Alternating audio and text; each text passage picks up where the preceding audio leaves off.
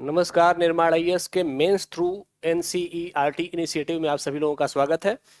आज हम लोग इस इनिशिएटिव में, चूंकि हमारा 2 इंट्रोडक्शन वीडियो बन गया है, जिसमें कि हम लोगों ने कला और संस्कृति दोनों को सेपरेटली समझा है, उनके स्वरूपों को समझा है। तो उसके बाद आज हम एनसीईआरटी के साथ इंटर कर रहे हैं क्लास में। और आज जो बेसिक हम चर्चा करने वाले हैं, उसका मुख्य उद्देश्य है कि आप लोगों को यह बताया जा सके कि यूपीएससी अब अपने मेंस में पूछता क्या है, हमें अपने पढ़ाई को कैसे करना है, इसका मतलब है कि सिलेबस कैसे समझना है। ठीक है, तो उसमें सबसे पहले हम जानते हैं कि सिलेबस में, सिलेबस में यह भी ध्यान रखना है कि प्रश्न क्या पूछता है यूपीएससी, यह भी हमारे दिमाग में होना चाहिए।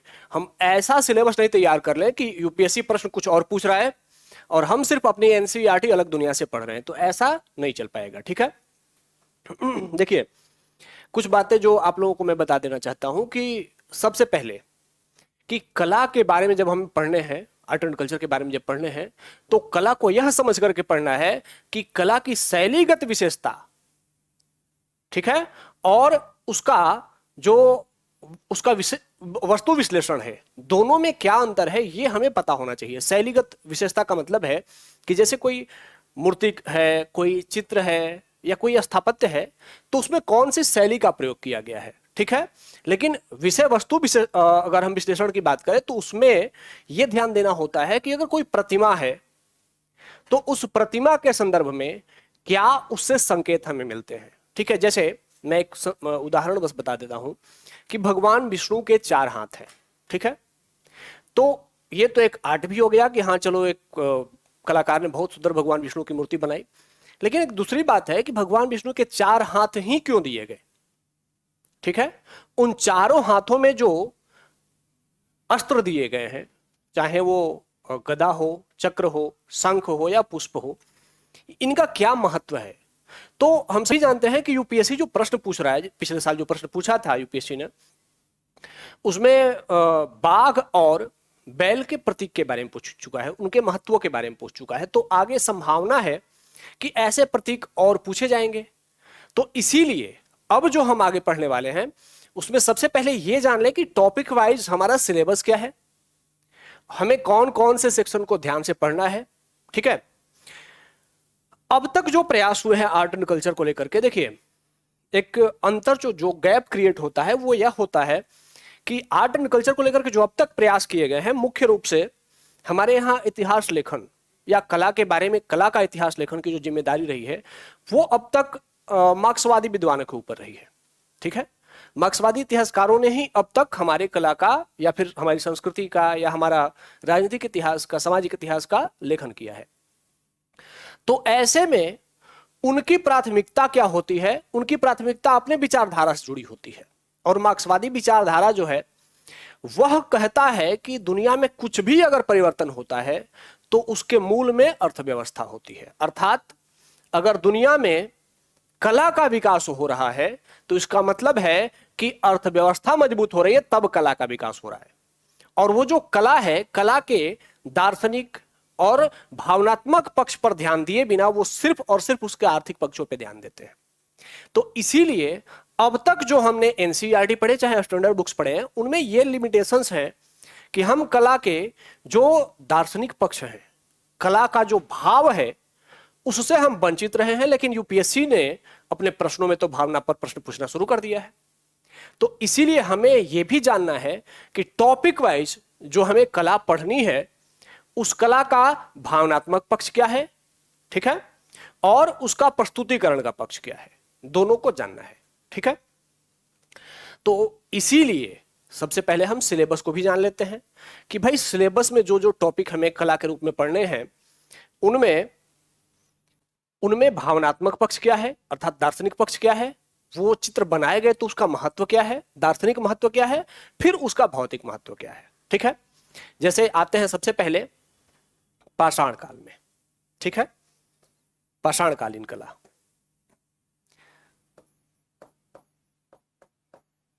तो पाषाण काल में आप सभी जानते हैं कि मैं पाषाण काल की चर्चा नहीं कर रहा हूं, वो आप इतिहास में पढ़ेंगे, लेकिन आर्ट एंड कल्चर में पाषाण काल से हमारा लेना देना क्या है भाई, तो पाषाण काल में जो कला का स्वरूप डेवलप हुआ है, अब वो कहां कहां से डेवलप हुआ है, पाषाणकालीन कला का स्वरूप कहां कहां से डेवलप हुआ है, तो वो चाहे भीमबेटका से हो, ठीक है, भीमबेटका से हो, लखू दियार से हो, ठीक है, लखू दियार से हो, या फिर ललितगिरी गुफाओं से हो,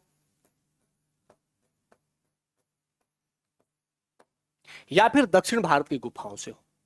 इन गुफाओं में कला का जो स्वरूप है उसमें मुख्य रूप से पाषाण काल में जो कला की गई है उसके केंद्र में है चित्रकारी।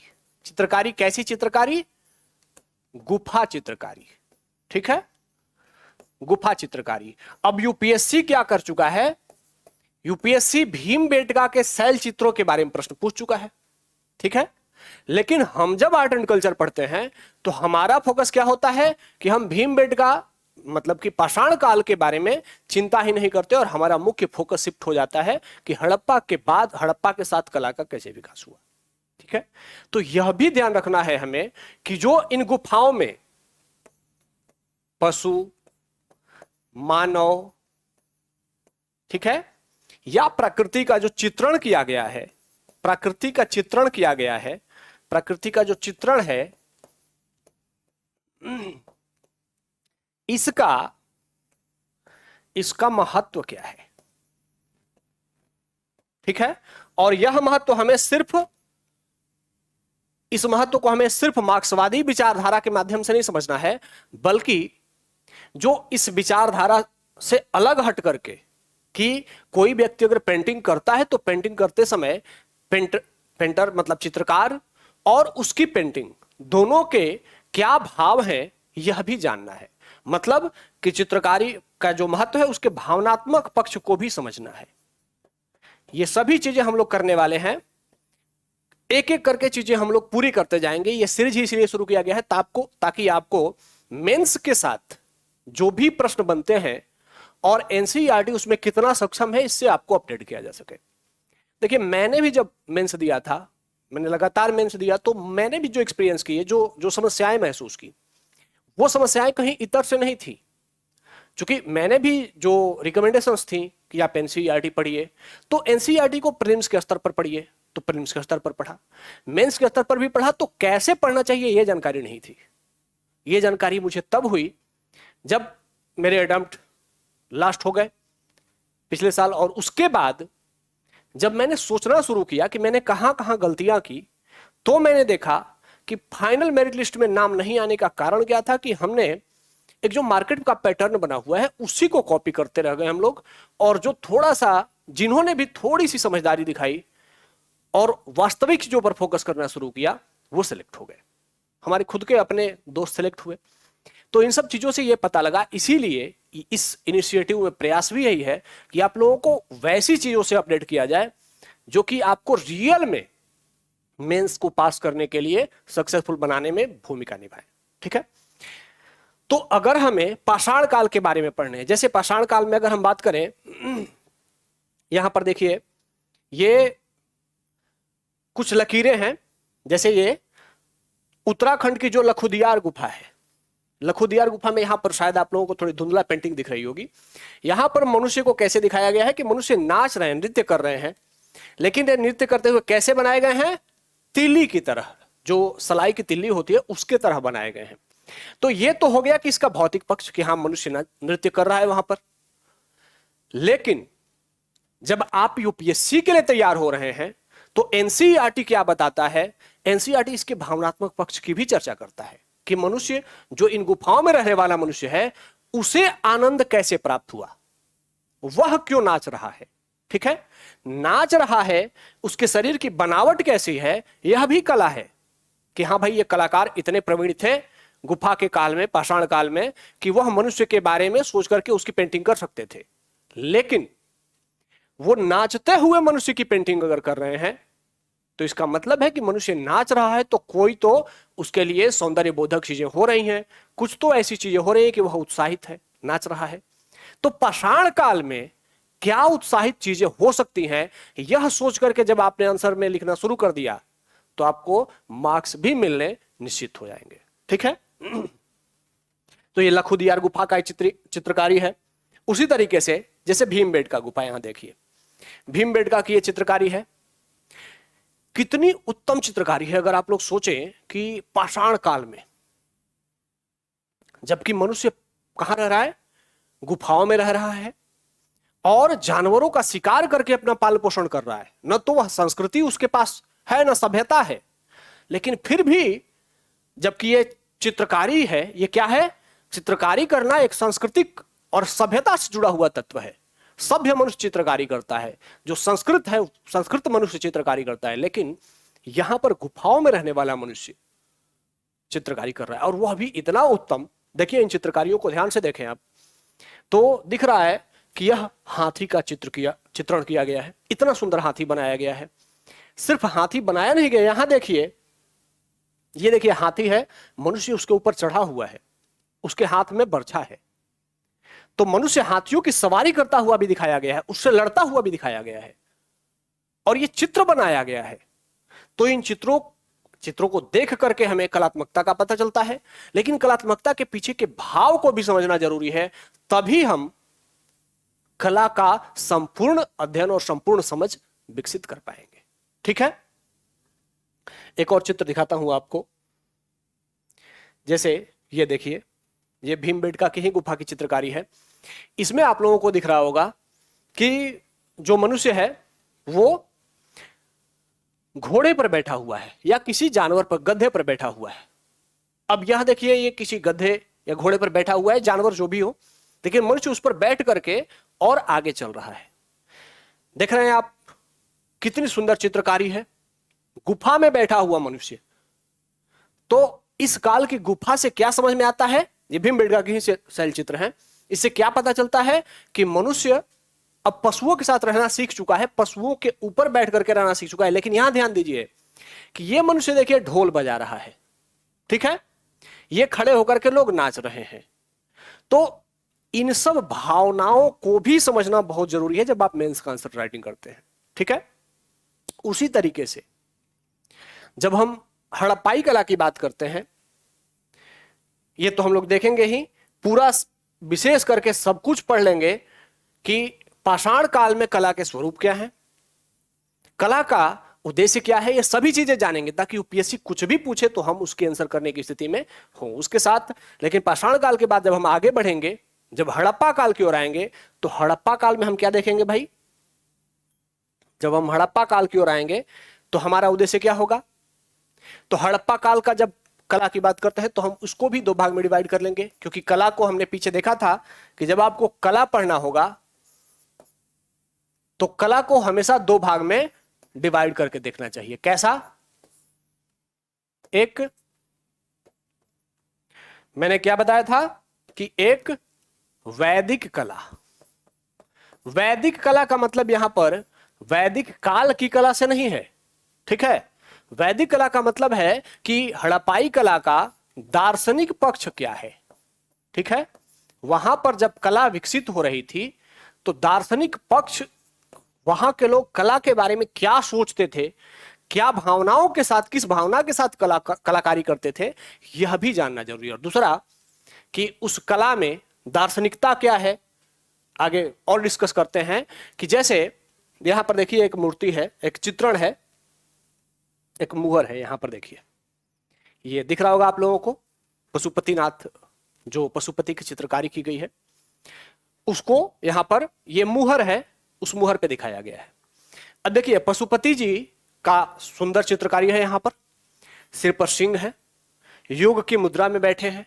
ठीक है, यहां बाघ, बैल, गेंडा, हाथी, इधर दो हिरण, ये सब दिखाए गए हैं यहां पर। तो इसके दो पक्ष हो सकते हैं। पहला कि भाई एक तो हां बहुत सुंदर बनाया गया है, इसका मतलब है कि हड़प्पा काल में सुंदर चित्रकारी होना शुरू हो गई थी, सुंदर मुहर कला विकसित हो गई थी। लेकिन एक दूसरा पक्ष भी है जो अब यूपीएससी पूछता है, क्या है कि इसमें जो पशुपति जी हैं ये योग की मुद्रा में क्यों बैठे हैं। ठीक है, योग की मुद्रा में बैठने का क्या महत्व है। ठीक है, फिर भगवान पशुपति के सिर पर दो सिंह का महत्व क्या है, इनके साथ जो पशु हैं ये सभी पशु आपके आपस में परस्पर विरोधी हैं। बाघ सबको खाता है, हाथी ताकतवर अलग रहता है, हिरण भी है इसमें। तो इन सभी पशुओं को एक साथ दिखाने का क्या महत्व है, इसमें क्या कला है, इस कला के पीछे, ये कलाकृति करने के बनाने के पीछे का उद्देश्य क्या है, अब यूपीएससी यह पूछता है। ठीक है, और उद्देश्यों के स्तर पर हम अभी भी बहुत कम जानकारी रखते हैं, हमारे पास बहुत ही सीमित जानकारी है। ठीक है, अब जैसे इसके बाद हमने, आप लोगों ने एक सील देखा होगा कि एक महिला के गर्भ से फूल निकल रहा है। क्या मतलब है, ये चित्रकारी सुंदर है लेकिन इसका महत्व क्या है। ठीक है, फिर आप लोगों ने एक श्रृंगी बैल देखा होगा, जैसे आप लोगों ने ये देखा होगा यूनिकॉर्न, एक बैल है।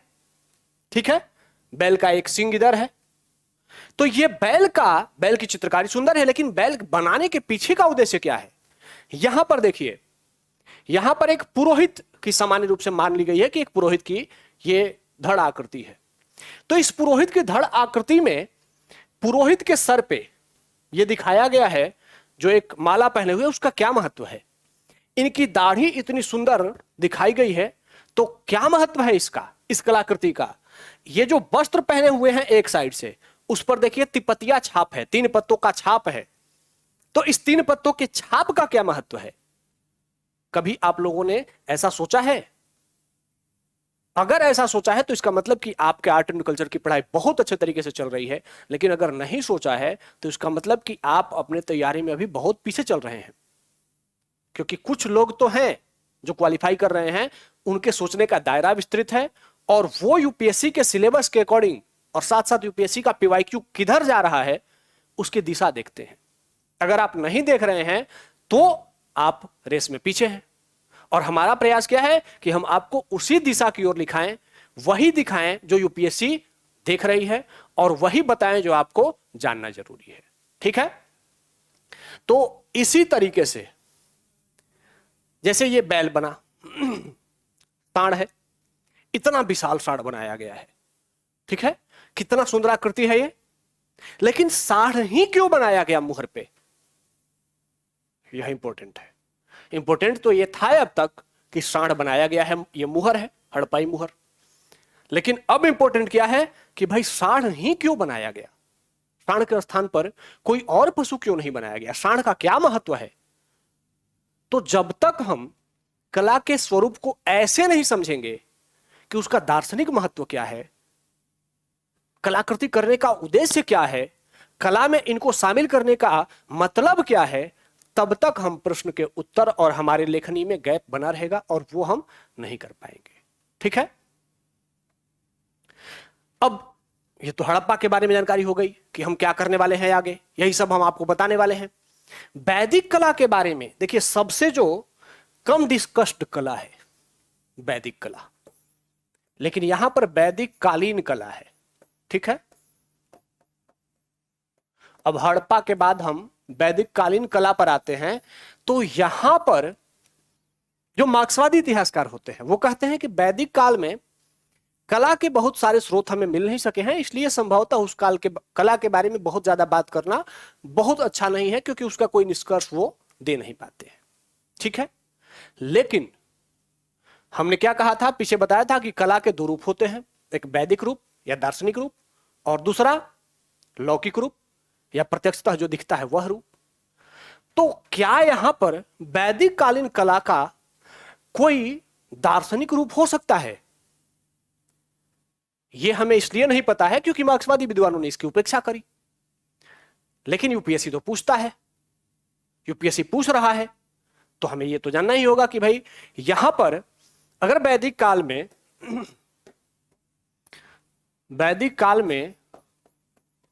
अग्नि, वरुण या नदी जैसे गंगा नदी, वृक्ष, तालाब, पशु आदि का पूजन हो रहा है,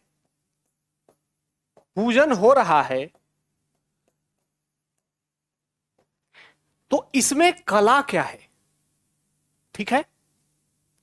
इन देवताओं का पूजन अगर हो रहा है तो इसका दार्शनिक आधार, दार्शनिक कलात्मकता क्या है इसमें? क्योंकि देखिए, कला सिर्फ देखने के लिए नहीं है। हमने पीछे पढ़ा था जब कला के बारे में पढ़ रहे थे, तो कला क्या है, कला की परिभाषा क्या दी गई है? तो कला की परिभाषा बताई गई थी, कौलाति इति कला। कौलाति इति कला, कौलाति इति कला। कौ का क्या मतलब था? कौ का मतलब सुंदरता, ठीक है। तो जो सुंदरता को प्रदर्शित करे वह कला है। तो क्या इन देवताओं का, और सुंदरता क्या है, इसको हमने देखा था कि सुंदरता क्या है, तो सत्यम शिवम सुंदरम। उपनिषद कहते हैं कि जो सत्य है वही शिव है और जो शिव है वही सुंदर है। इसका मतलब है कि जो सत्य है वह सुंदर है। तो इन देवताओं के, इन प्राकृत देवताओं के पीछे का सत्य क्या है? इन देवताओं का पूजन क्यों हो रहा है, इसके पीछे का सत्य क्या है? तो जब हम इन सत्य के बारे में बात करते हैं तो दो अवधारणा आती है। एक अवधारणा आती है जो कि मार्क्सवादियों की अवधारणा है, ठीक है। मार्क्सवादी कहते हैं कि जब मनुष्य प्रकृति के साथ था, प्रकृति पर कंट्रोल नहीं कर पाता था, तो जैसे बाढ़ आया तो उसके घर बह गए, आग लग गई, जल गए, ठीक है। सूरज, गर्मी बहुत तेज पड़ी, उससे प्रभावित हुआ, परेशान हुआ, ठीक है। उसी तरीके से बहुत सारे पशुओं ने उसके क्षेत्र पर हमला किया तो पशुओं से भी डर गया। तो जब मनुष्य इन चीजों से डरना शुरू किया, प्रकृति से डरने लगा, तो जब इंसान डरने लगा तो फिर डर के बाद क्या होता है? पूजा। ऐसा मार्क्सवादी कहते हैं कि मनुष्य ने जब इन देवताओं की पूजा शुरू की, जो प्राकृत देवता हैं, उनके पीछे जब इनकी पूजा शुरू की तो उसका कारण क्या था? वो कहते हैं कि उसका कारण था भय से उत्पन्न अज्ञानता, ठीक है। भय से उत्पन्न अज्ञानता, अर्थात वह प्रकृति से डर गया और फिर प्रकृति की पूजा करने लगा। तो ये इनकी समझ है, मार्क्सवादियों की समझ है, क्योंकि उन्हें ईश्वर के दैवीय स्वरूप की समझ कम है, क्योंकि उन्होंने धर्म ग्रंथों का अध्ययन किए बिना सिर्फ अपना निष्कर्ष निकाल दिया। लेकिन बाद में जब राष्ट्रवादी आते हैं,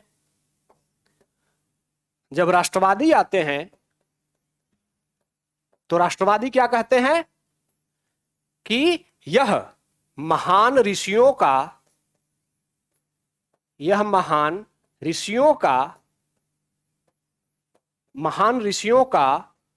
प्रकृति